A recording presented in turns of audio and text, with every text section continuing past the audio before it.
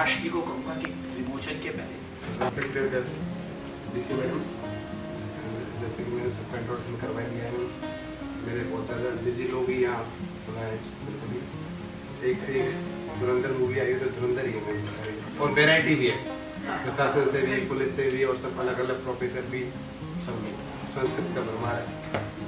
Ma'am इस book में मैंने सबसे पहले ये देखा है कि हम क्या डिस्कनेक्ट हो गए, अपने आप से डिस्कनेक्ट हो गए because of mobile, social media, mobile या इलेक्ट्रॉनिक जो आइटम्स हैं, उसकी वजह से हम जो अपना चैन है, हमारा जो आराम वाली ज़िंदगी थी, वो कहीं न कहीं इससे परेशान हो गया।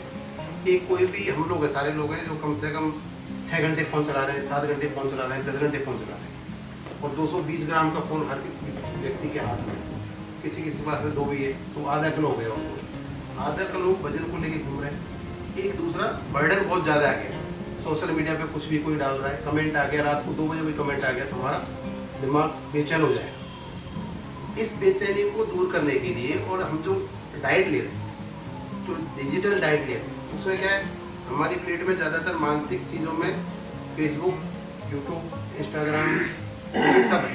अब इन सब चीज़ों को बैलेंस करने के लिए मैंने ये किताब लिखी है। इसमें व्यक्ति खुद को डिस्कनेक्ट करेगा। मेरा कहने का मतलब ये बिल्कुल यहाँ ये नहीं कि मैं मोबाइल से दूर होना है, नहीं, लेकिन मोबाइल को फिल्टर करके, मोबाइल की चीज़ों को फिल्टर करके खुद को कनेक्ट करना है, डिस्कनेक्ट टू कनेक्ट। तो ये डिस्कनेक्शन से कनेक्शन की ओर यात्रा के लिए बुक है।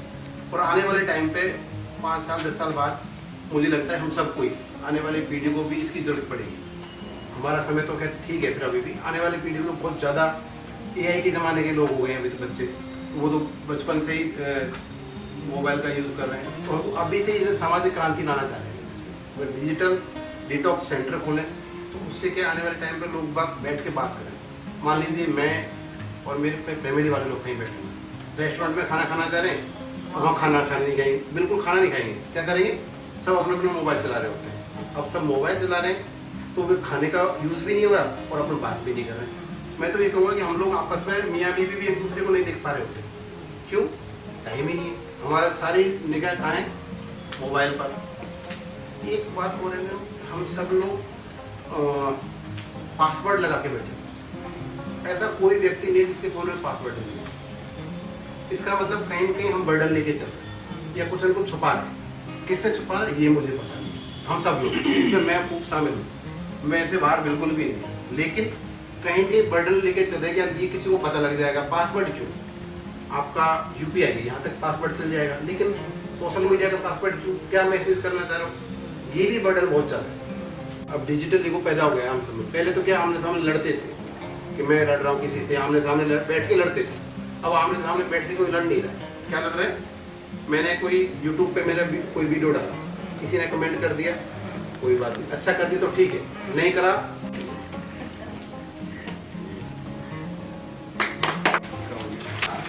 सबसे पहले तो डॉक्टर प्रकाश जी को इस पुस्तक के लेखन के लिए, इसके विमोचन के लिए बहुत बहुत बधाई। और ये बहुत ही एक आपने ऐसे विषय पे लिखा है, जब मेरे से पहली बार इस विषय में बात हुई थी तो मेरा एक स्वाभाविक सा प्रश्न ये था कि आप तो ज्योग्राफी के प्रोफेसर हैं, फिर आप इस AI पर कैसे काम कर रहे हैं? तो मैंने सबसे पहले यही पूछा था। और तब आपने जिस तरीके से इस विषय को रखा था, मुझे वो लगा था कि बहुत ही रेलेवेंट है और आप बहुत ही एक अच्छा काम कर रहे हैं। इसकी समाज को बहुत ज़रूरत है और मुझे लगता है कि सोचते सब होंगे, पर आपने इसको लिख करके समाज के लिए एक उपकार का काम किया है। तो सबसे पहले तो आपको बहुत बहुत बधाई। मैं कहना चाहूँगी कि आपने जो 2-3 बिंदु कहे उसके संबंध में मैं उसमें ऐड बस करूँगी। जैसे कि आपने ये कहा कि लोग फ़ोन लेकर के चलते हैं, कभी कभी 2 फ़ोन होते हैं तो आधा किलो का होता है। मैं तो ये पोल्यूशन का नाम देती हूँ। ये ऐसा पोल्यूशन है कि हम उससे अपने आप को अगर बचा सके तो कुछ मेंटल पीस शायद हमको मिल जाए। इसलिए मैं किसी भी सोशल मीडिया प्लेटफॉर्म पे नहीं हूँ और मुझे सभी लोग इसके लिए कहते हैं कि आप जिस जगह पे, आपको बहुत जगह होना चाहिए, पर मुझे मेरी मेंटल पीस बहुत प्यारी है, मैं नहीं रहती हूँ इन सब पे। और मुझे लगता है कि पहले भी काम होते थे, पहले भी लोग जो हैं अपने काम करते रहते थे, हमें अपना काम करना चाहिए, उसके बाद में जो दूसरी चीज़ें हैं वो अपने आप अपना कोर्स तय करेंगी। लेकिन सिर्फ ये चीज़ों को हाइप करने के लिए रील बना रहे हैं, बच्चे आजकल रील बना रहे हैं। मैं आपको बताऊं कि हमारे यहाँ स्टूडेंट्स आते हैं और वो कुछ ऐसा क्रिएट करते हैं सीन जिससे कि रील बन जाए, और रील बनने के बाद में वो तुरंत उसी सेकंड पे अपना रोल बदल लेंगे और पैर जोड़ लेते हैं, पैर पकड़ लेते हैं, हाथ जोड़ लेते हैं। बच्चों को 10 बार कहते रहिए नहीं फ़ोन मत चलाओ, भाई वो तो आपको चलाते हुए देख रहे हैं तो वो तो चलाएंगे ही चलाएंगे। इसलिए पेरेंट्स की भी ये रिस्पॉन्सिबिलिटी है कि वो घर में किताब लेके बैठे। अगर वो किताब पढ़ेंगे तो बच्चे भी किताब पढ़ेंगे, क्योंकि बच्चे वो नहीं करते हैं जो वो सुनते हैं, बच्चे वो करते हैं जो बच्चे दूसरों को करते हुए देखते हैं। इसलिए हम सब की ये जिम्मेदारी बनती है, नैतिक हमारी जिम्मेदारी है कि हम नई जनरेशन को इस डिजिटल पोल्यूशन से बचाएं। ये फेसबुक हुआ, व्हाट्सएप हुआ, इंस्टा हुआ, क्या मतलब एक फेक लाइफ को हमारे चारों तरफ इतना क्रिएट कर दिया हम लोगों ने कि हमारे बच्चे आइसोलेशन में जा रहे हैं, डिप्रेशन में जा रहे हैं। वो घर में बच्चे बात नहीं करते हैं कि स्कूल में ये हुआ और अगले दिन कोई ड्रास्टिक कोई ऐसा कदम उठा लेते हैं। तो कैसे जीवन में हम जा रहे हैं? आखिर बहुत पहले हम ये देखें तो समस्या अगर हम पहचानेंगे तभी तो आगे कुछ कर पाएंगे। तो मुझे लगता है कि हम सब जो यहाँ पर हैं अपने अपने घरों में कम से कम इसको शुरू करें। और एक वो कहते हैं ना कि उपवास, तो खाने का तो उपवास तो बाद में भले ही हो जाए, ये फ़ोन से उपवास अगर एक दिन हो जाया करे, या हम फिक्स कर दें कि ये पीक आवर है, हम सब टेबल पे बैठेंगे तो हम फ़ोन को कहीं दूर रखेंगे, हम फ़ोन को साथ में लेकर के खाना नहीं खाएंगे, तो वो उपवास बहुत ही अच्छा होगा। अच्छा देखिए इसमें मैं और आप निश्चित रूप से इसके फॉलोअप में एक दूसरी और लिखिए। ऐसी मेरी बहुत बहुत शुभकामनाएं। धन्यवाद। और इतना अच्छा कार्यक्रम आदरणीय कुलपति महोदय के सानिध्य में संपन्न हुआ। अतः जी आप सभी को नमस्कार। और सम्मानीय कुलपति महोदय, बहुत दिन से आपके बारे में देखते थे, सुनते थे, लेकिन शांति रहती थी कि बहुत अच्छा शासन चल रहा है, कोई लड़ाई नहीं हो रही, कोई पुलिस नहीं आ रही। लगभग ये घटना है 17-18 जून 24 की। मैं और डॉक्टर प्रकाश एयरपोर्ट रोड पर घूम रहे थे, ये गांव गए थे। फिर कहा कि लोग तो पागल हो गए अपने गांव में। मैं बाहर घूम रहा था और जितने भी बच्चे हैं गांव के सब मोबाइलों पर खेलते मिले। इन्होंने पहले अनेक किताब लिखी, इनके द्वारा लिखी जा चुकी है, जिसमें सक्सेस वाली ज़्यादा लिखते थे, क्योंकि हमारा जो वातावरण है चारों ओर का, बचपन से आज तक हम जिस परिवार समुदाय में पढ़ते हैं वहाँ पर हमारी सबसे बड़ी तरक्की होती है। RS और IAS जब कोई बन जाता है तो हमको ऐसा लगता है कि इसने 7 पीढ़ियों की जंग जीत ली है।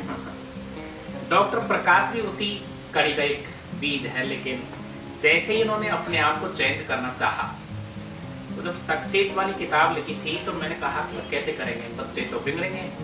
तो हम दोनों इस बात की चिंता करते थे कि अपने पीछे जो खेती जमीन बाड़ी है, अपने बच्चे हैं उनको, ये जो बच्चे हैं गांव में चोरी कर रहे हैं, चकारी कर रहे हैं, बदमाशी कर रहे हैं, लूट खसोट कर रहे हैं, स्मैक कर रहे हैं, ये पूरा काम मोबाइल का है।